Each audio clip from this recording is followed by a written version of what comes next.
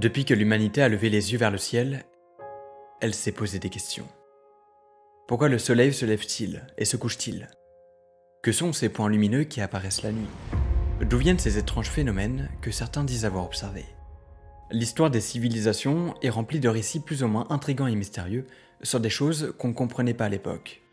Avec le temps, la science a permis d'apporter des explications transformant le mystère en savoir. Mais malgré toutes nos avancées, il existe encore des phénomènes qui résistent aux explications. Et parmi eux, il y a les ovnis. Les ovnis, qui sont des objets volants non identifiés, sont des phénomènes observés dans le ciel qui ne trouvent pas immédiatement d'explication, voire même pas du tout. Alors, non identifié ne veut pas dire extraterrestre. Ça veut juste dire qu'on ne sait pas ce que c'est. Mais certaines de ces observations sont particulièrement troublantes. Des témoins crédibles, comme des pilotes ou des militaires, qui affirment avoir vu des objets se déplacer à des vitesses folles, changer brusquement de direction ou même interagir avec leurs instruments de bord. Et ce qui rend ces affaires encore plus étranges, c'est qu'elles ne viennent pas que de témoins isolés ou de passionnés d'ufologie. Depuis des décennies, des gouvernements du monde entier ont pris le sujet très au sérieux. Des dossiers classés secrets pendant des années ont été déclassifiés, révélant des enquêtes approfondies sur des objets inconnus observés par des radars, poursuivis par des chasseurs et analysés par des scientifiques. Bienvenue dans cette vidéo où je vais vous parler des histoires les plus mystérieuses liées aux ovnis.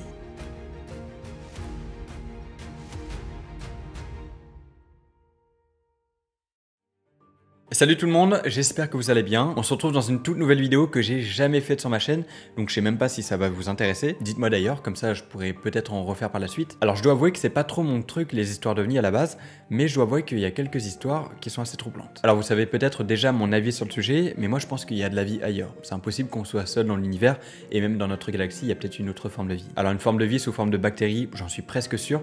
Une forme de vie intelligente, personne ne peut dire pour le moment évidemment, mais moi je suis quand même sur l'idée de dire oui il y en a qui existent parce que je vois pas pourquoi on serait les seuls. Même si évidemment trouver une forme de vie intelligente ailleurs que sur Terre, je trouve ça un petit peu compliqué mais pas impossible, parce que quand on voit les conditions qui ont été nécessaires pour que la vie se développe sur Terre, la vie intelligente, ça fait quand même réfléchir, quoi. Après tout ce qui est invasion, observation d'extraterrestres, tout ça j'y crois vraiment pas du tout.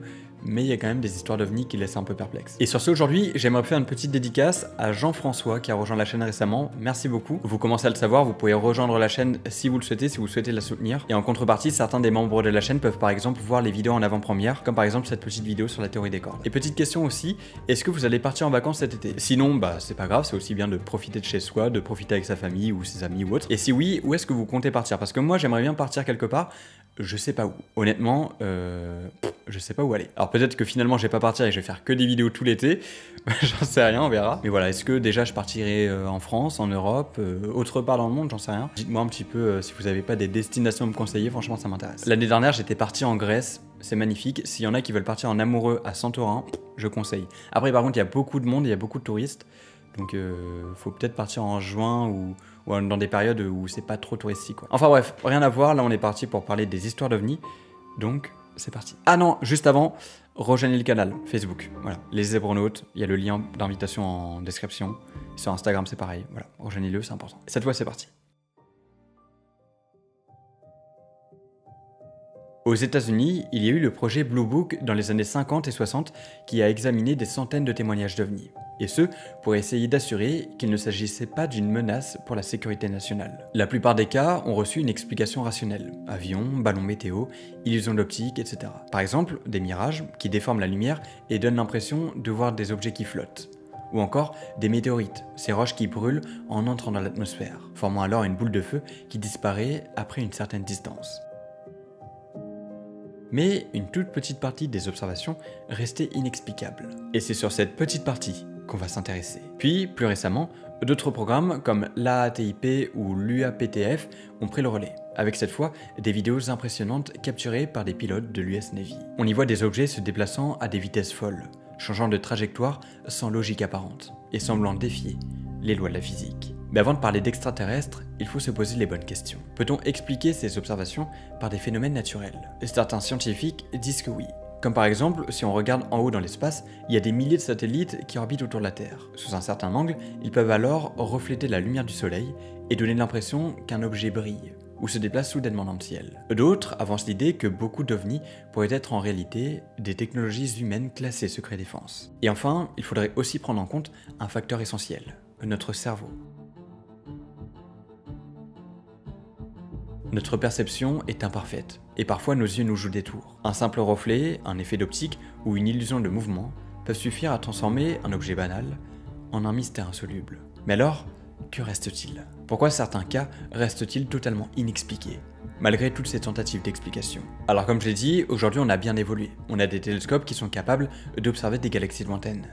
Mais évidemment, ça n'a pas toujours été le cas. Et on peut retrouver des récits anciens concernant des premières apparitions d'objets volants, de l'Antiquité, jusqu'à l'ère industrielle. Et ces témoignages intrigants constituent les toutes premières apparitions d'OVNI. Les civilisations antiques, qu'il s'agisse d'Égyptiens, de Grecs, de Romains ou encore de Chinois, ont laissé derrière elles des descriptions de phénomènes aériens qui, aujourd'hui, rappellent étonnamment certains récits modernes d'OVNI. Alors évidemment, à l'époque, il n'était pas question de vaisseaux extraterrestres, mais plutôt de chars célestes, d'escarboucles volantes ou encore de boucliers ardents traversant le ciel. Dans les textes sacrés de l'Inde ancienne, on retrouve des descriptions de machines volantes appelées Vimana. Ces engins, décrits comme lumineux et capables de voler à des vitesses incroyables, étaient, selon la tradition, utilisés par les dieux ou les rois. Certains récits vont même jusqu'à évoquer des batailles aériennes avec des armées à l'énergie destructrice, ce qui, avec un regard moderne, peut évoquer des technologies bien au-delà de celles qu'on avait à l'époque. Mais si on avance dans le temps,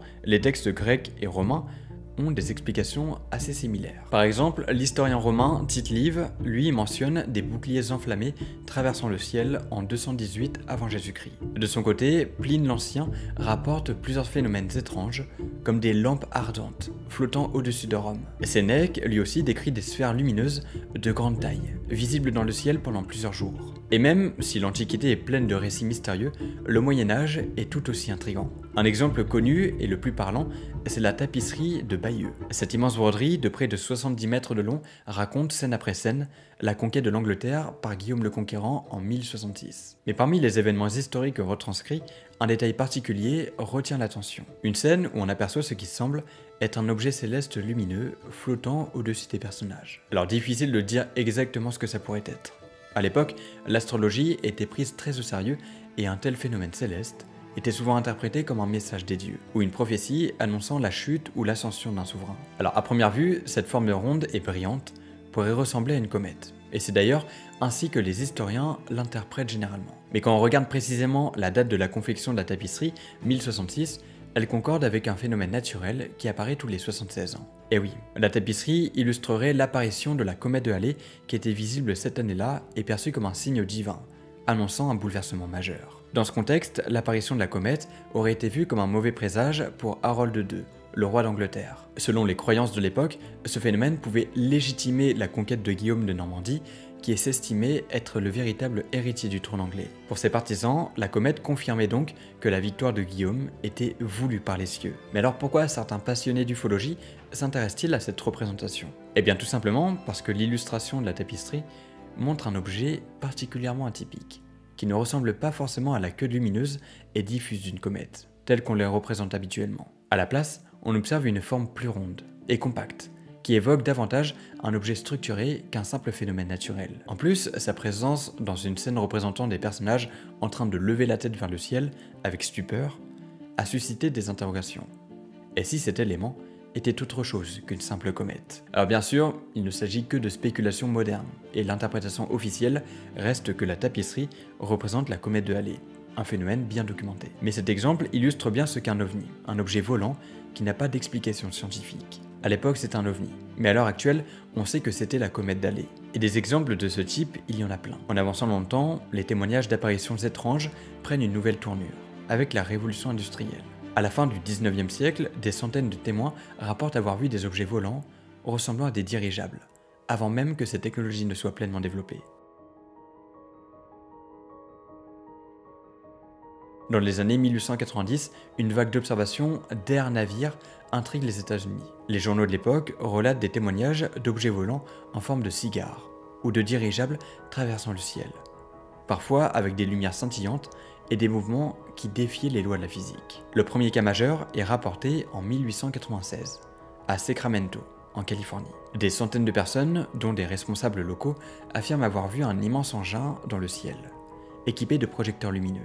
Peu après, en 1897, une vague d'observations similaires touche le Texas et le Midwest, avec des descriptions d'objets volants étrangement silencieux capable d'accélération soudaine. Et ce qui rend ces observations fascinantes, c'est que parmi les témoins, on ne trouve pas uniquement des fermiers ou des personnes impressionnables, mais aussi des ingénieurs, des astronomes et des journalistes. Certains affirment même avoir vu des occupants humanoïdes piloter ces engins. Mais bon, ça c'est à prendre avec des grosses pincettes. Le cas le plus célèbre est celui d'Aurora, au Texas, en 1897. Selon les journaux locaux, un engin volant se serait écrasé près d'un ranch et un être étrange aurait été retrouvé à l'intérieur. Et la légende veut que ce pilote ait été enterré dans le cimetière du village. Alors même si cette histoire est souvent considérée comme un canular, elle montre à quel point les observations d'objets volants mystérieux ne datent pas d'hier. Mais ce qui a vraiment changé, c'est qu'à partir du XXe siècle, ces histoires ne se limitent plus à des légendes ou à des récits anciens difficiles à vérifier. On a des témoignages plus précis, des enquêtes officielles, des documents déclassifiés et même des enregistrements qui viennent alimenter le mystère. Et certains cas sont devenus mythiques, comme celui de Roswell en 1947, les Lumières du Phénix en 1997 ou encore l'incident de Rendlesham en 1980. Des affaires qui, encore aujourd'hui, divisent scientifiques, militaires et passionnés d'ufologie. Alors, allons les regarder de plus près. Tout commence en juillet 1947 à Roswell, un petit coin paumé du Nouveau-Mexique. À l'époque, c'est une ville sans histoire, perdue au milieu du désert, un endroit où il se passe pas grand-chose. Mais cette année-là, quelque chose va propulser Roswell au rang de légende. Un fermier du coin, Mac Brazel, tombe sur des débris étranges dans son champ. Il y a des morceaux de métal très légers, des tiges très bizarres et des sortes de feuilles d'aluminium qui reprennent leur forme quand on les plie. Rien à voir avec du matériel classique et de l'époque. Alors il est intrigué et il prévient les autorités. Et c'est là que tout s'emballe. L'armée arrive, récupère les débris et diffuse un communiqué incroyable. Ils annoncent officiellement avoir mis la main sur un disque volant. L'information fait le tour du pays et c'est la première fois que l'armée parle d'un ovni aussi directement. Mais quelques heures plus tard, retournement de situation. L'armée revient sur ses propos et explique que tout ça n'est qu'un malentendu. En réalité, ce serait un simple ballon météorologique qui se serait écrasé. Et là, forcément tout le monde s'interroge. Comment on peut confondre un ballon météo et un vaisseau spatial? Au fil des années, l'affaire prend une toute autre ampleur. Certains témoins affirment que l'armée cache la vérité et que des corps non humains ont été retrouvés sur le site du crash et que tout a été dissimulé dans une base secrète. Il y a même des rumeurs sur une autopsie d'extraterrestres avec une vidéo qui circule dans les années 90, avant qu'on découvre évidemment que tout ça a été truqué. Mais malgré toutes les versions officielles, Roswell reste un mystère, parce que des documents déclassifiés révèlent plus tard que l'objet en question faisait partie du projet Mogul, un programme ultra secret de surveillance des essais nucléaires soviétiques. Sauf que cette explication n'éteint pas le feu des spéculations. Au contraire, pour beaucoup, Roswell est la preuve que les autorités nous cachent quelque chose. Un mensonge d'État, une vraie rencontre d'une intelligence venue d'ailleurs. Alors ce qui est sûr, c'est que cette histoire a marqué un tournant. C'est à partir de là que les ovnis deviennent un sujet sérieux, étudié par des chercheurs, des militaires et des passionnés du monde entier. Mais c'est pas tout. C'est pas la seule affaire qui va troubler l'opinion publique. Un autre cas, plus récent, va lui aussi déchaîner l'opinion publique. On refait un bond dans le temps de 28 ans en arrière, en mars 1997. Direction Phoenix, en Arizona. Ce soir-là, des milliers de personnes assistent à un spectacle incroyable. Une série de lumières en forme de V traverse le ciel en silence. L'engin, si on peut l'appeler comme ça, semble gigantesque. Certains disent qu'il fait la taille de plusieurs terrains de football, qu'il masque les étoiles en passant. Parmi les témoins, il y a des citoyens ordinaires, des pilotes, et même le gouverneur de l'Arizona, Fife Symington. Au début, l'armée reste silencieuse. Puis, quelques jours plus tard, elle finit par donner une explication. Il s'agirait de fusées éclairantes larguées lors d'un exercice militaire. Sauf que ça colle pas. Les témoins décrivent un objet massif, opaque, se déplaçant de manière contrôlée. Rien à voir avec des fusées qui tombent en ligne droite. Et ce qui rend l'affaire encore plus étrange, c'est que des années après, le gouverneur lui-même change de discours. En 2007, il avoue que ce qu'il avait vu était au-delà de toute explication rationnelle. C'est un cas unique, parce qu'il y a énormément de témoins crédibles. Pas juste quelques personnes isolées, mais une véritable foule qui a observé le phénomène. Pour certains, c'est la preuve que nous sommes visités. Pour d'autres, c'est peut-être un prototype secret testé par l'armée. Mais alors, pourquoi ne pas le dire clairement? Eh bien, on ne sait pas encore. Et la question reste ouverte. Mais c'est pas fini, parce qu'il y a un autre cas qui lui aussi a semé le doute. Direction l'Angleterre en décembre 1980, dans la forêt de Rendlesham. C'est une nuit froide, et sur la base militaire de Rave Bentwaters, des soldats aperçoivent des lumières étranges au milieu des arbres. Il décide alors d'aller voir de plus près. En avançant dans la forêt, il découvre un objet métallique posé sur le sol. Il émet une lumière intense et semble flotter légèrement au-dessus du sol. Certains soldats racontent même avoir vu des symboles gravés sur la coque. Mais c'est pas tout.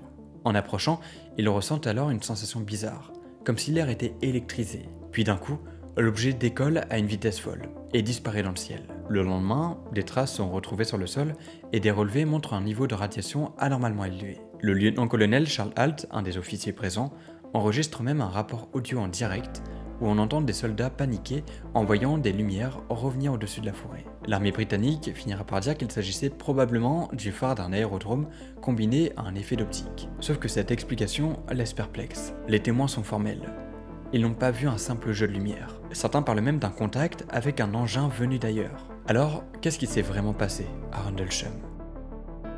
Eh bien, encore aujourd'hui, le mystère reste entier. Certains penchent pour une expérience militaire secrète et d'autres y voient l'un des cas les plus crédibles d'apparition d'OVNI. Ce qui est certain, c'est que ces trois affaires, Roswell, Phoenix et Rendlesham, ont laissé une empreinte durable. Elles montrent que, quelle que soit l'époque, l'inconnu continue de nous fasciner. Et si ces histoires persistent, c'est peut-être parce qu'elles touchent à quelque chose de plus grand. Quelque chose qu'on ne comprend pas encore totalement. Et au fond, la vraie question c'est: et si un jour, nous avons enfin la réponse, serions-nous prêts à l'accepter? Alors, c'est vrai, on a tendance à imaginer que les témoins d'OVNI sont des civils, des gens ordinaires qui voient quelque chose d'étrange et en parlent. Mais en réalité, comme on l'a vu avant, certains des témoignages les plus crédibles viennent de militaires, de pilotes et de personnes qui sont formées pour observer des phénomènes aériens, dans des conditions extrêmes. Et ce qui est fascinant, c'est que beaucoup de ces témoins ont vu des objets qu'ils ne pouvaient pas identifier. Des objets qui défient totalement ce que l'on pouvait attendre d'un aéronef classique. Ces témoignages ne viennent pas d'amateurs de phénomènes étranges, ou de simples observateurs,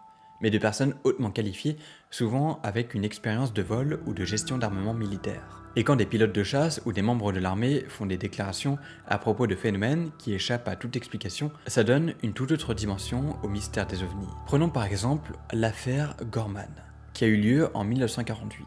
C'est l'un des cas les plus célèbres et les plus intrigants qui implique un pilote militaire américain. Le 1er octobre 1948, le lieutenant George Gorman, un pilote de chasse, effectue un vol d'entraînement au-dessus du Fargo, dans le Dakota du Nord.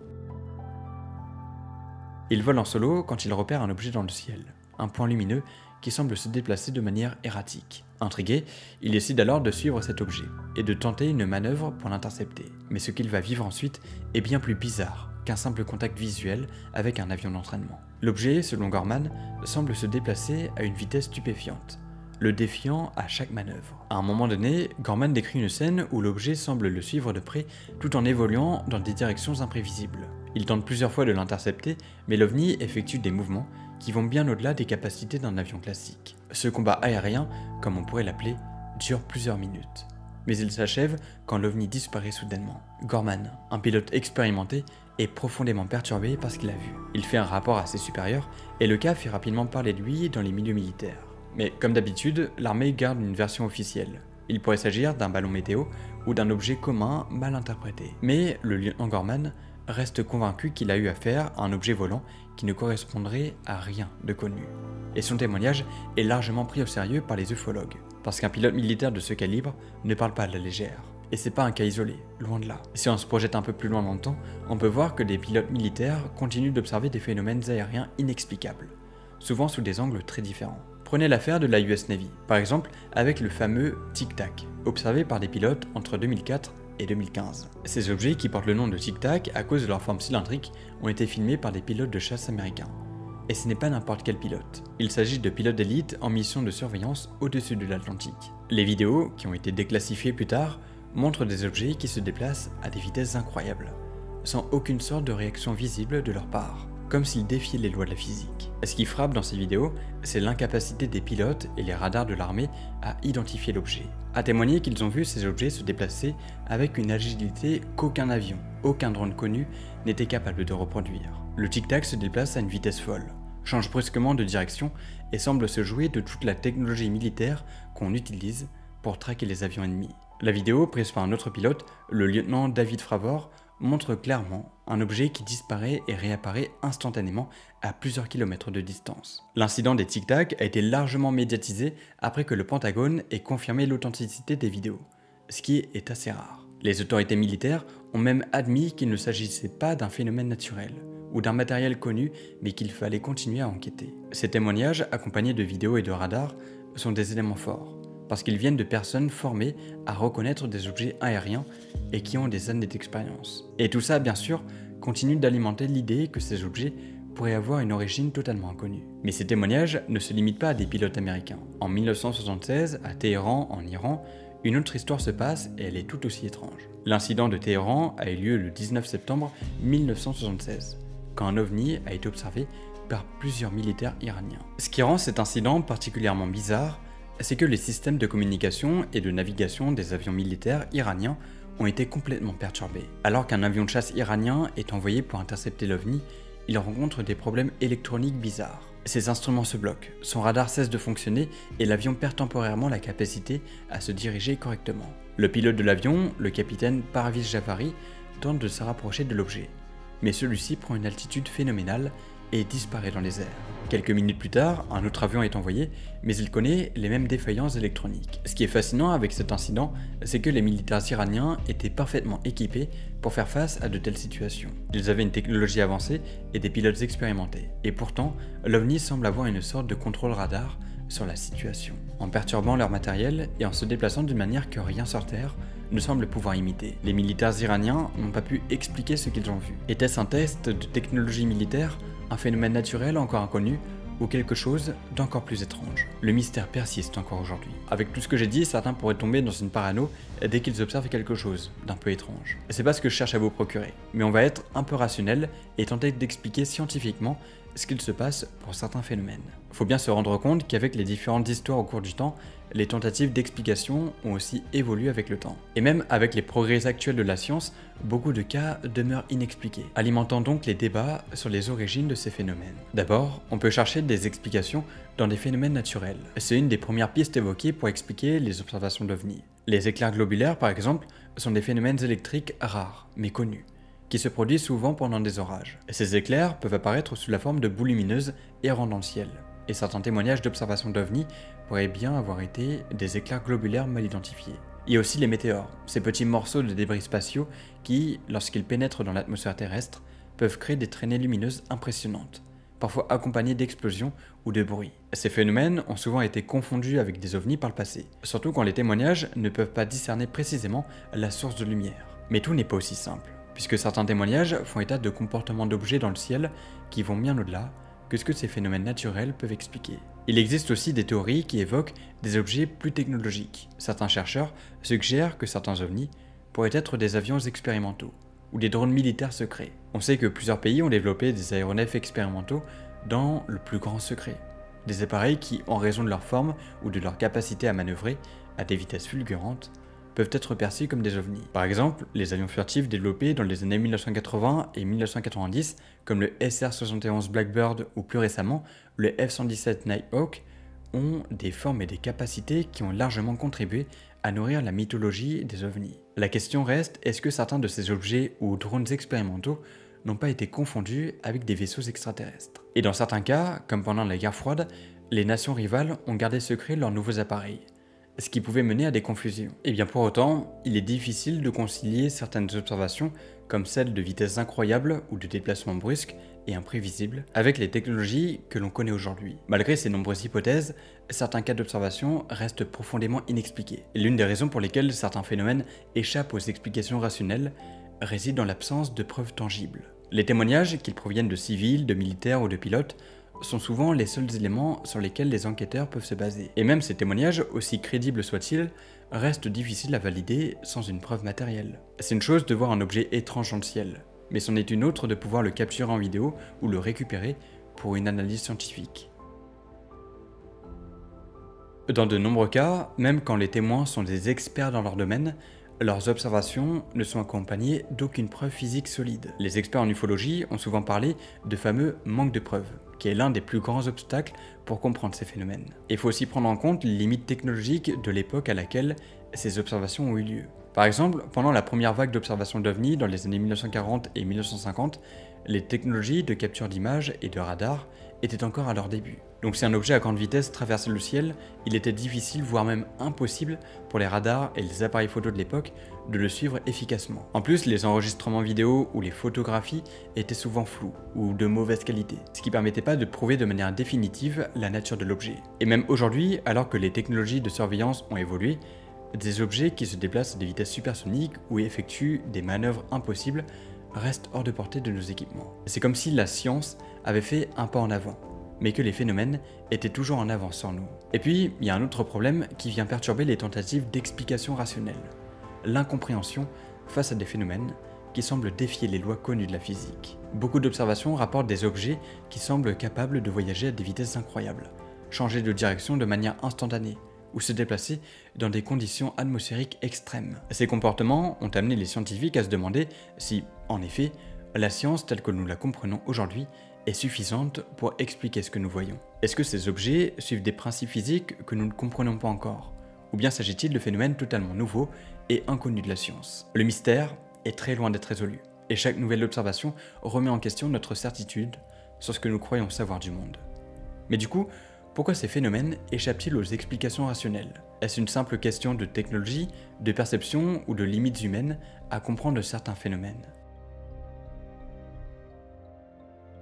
Si la science n'a pas encore trouvé de réponse définitive, c'est probablement parce que nous sommes encore en train de découvrir des choses que nous ne soupçonnons même pas. Mais alors peut-être que dans un futur proche, la science nous offrira de nouvelles clés pour comprendre ce qu'il se cache derrière ces mystérieux objets volants. En attendant, le mystère reste entier. Mais surtout, depuis quelques années, les affaires d'OVNI prennent un tournant surprenant avec la publication de documents officiels et de révélations inattendues, qui viennent semer le doute sur la manière dont ces phénomènes sont traités par les gouvernements. Le plus marquant de ces tournants a eu lieu en 2020 quand le Pentagone a officiellement déclassifié les vidéos d'OVNI capturées par des pilotes de chasse de la Navy américaine. Ces vidéos montrent des objets qui défient les lois de la physique connue, des vitesses incroyables, accélérations fulgurantes, des changements de direction soudains, et tout ça sans aucune explication logique. Donc le plus célèbre, c'était l'objet Tic Tac dont on a parlé. Mais c'est pas la première fois que des phénomènes étranges sont observés. Mais le fait que le Pentagone ait choisi de déclassifier ces informations a bouleversé le débat. Jusque-là, les militaires avaient toujours gardé un silence prudent, laissant entendre qu'il s'agissait de phénomènes trop complexes pour être expliqués, ou bien classifiés en tant que secret défense. Mais l'admission officielle qu'il s'agissait bien d'objets qui défient la logique a ouvert une nouvelle ère dans l'étude des ovnis. En fait, le gouvernement a même créé une unité spécifique pour enquêter sur des objets volants non identifiés, ce qui montre à quel point ces phénomènes sont pris au sérieux au plus haut niveau. Les vidéos de ces objets qui défient la physique sont tellement frappantes que même les sceptiques ont été obligés de revoir leur position. Mais les révélations ne s'arrêtent pas là. L'année suivante, en 2021, une autre vague de déclassification est survenue, lorsque le gouvernement américain a publié un rapport sur les phénomènes aériens non identifiés. Il affirmait qu'il n'existait aucune preuve formelle de la présence d'extraterrestres, mais que certains phénomènes observés restaient inexpliqués. Ce rapport, qui a été attendu pendant plusieurs années, a attiré l'attention du grand public et ravivé l'intérêt sur les ovnis. Mais la grande question que tout le monde se pose, c'est pourquoi ces objets sont-ils si mystérieux? Pourquoi leur technologie semble-t-elle si avancée? Et pourquoi, malgré l'existence de ces phénomènes, les preuves tangibles restent-elles aussi rares? Et bien derrière ces révélations officielles se cache aussi une autre réalité, celle de la coopération internationale. Si les États-Unis ont joué un rôle central dans la déclassification d'informations sensibles, et bien d'autres pays ont commencé à adopter une position similaire en permettant la divulgation de certains documents. Le Royaume-Uni, la France et même le Canada ont publié des archives sur leurs propres observations d'OVNI, alimentant ainsi les convictions que ces phénomènes ne se limitent pas à un pays ou un seul secteur militaire. Et si l'on en croit les rumeurs, plusieurs objets secrets à l'échelle internationale sont en cours pour tenter d'analyser et de comprendre plus profondément ces objets. L'un des projets les plus ambitieux, c'est le Galileo Project, initié par le scientifique Avi Loeb, professeur à Harvard. Ce projet cherche à collecter, analyser et surtout interpréter scientifiquement les données concernant les phénomènes aériens non identifiés. Et le but, c'est de rassembler des informations provenant de satellites, d'instruments terrestres ou même de télescopes pour mieux comprendre ces objets. Avec l'arrivée de projets comme celui-ci, de Galileo et d'autres initiatives similaires, la question se pose de savoir jusqu'où irons-nous dans notre compréhension de ces phénomènes. Et si ces objets existent bel et bien et qu'ils sont réellement aussi avancés technologiquement, qu'est-ce que ça signifie pour nous? Et comment expliquer que, malgré les avancées scientifiques dans d'autres domaines, ces objets semblent toujours hors de portée? Eh bien, le mystère, pour le moment, reste entier. Dites-moi si ça vous intéresse d'avoir d'autres vidéos sur les ovnis. Je vous mets une vidéo ici sur la théorie des cordes qui peut vraiment vous intéresser et une autre vidéo au hasard ici. Et je compte sur vous parce que j'ai envie de lire vos commentaires pour savoir si vous partez cet été et où. Comme ça pourra peut-être m'inspirer pour des destinations. Sur ce, j'espère que cette vidéo, bien différente de d'habitude, vous aura plu. C'était Zaburlos. À plus tard.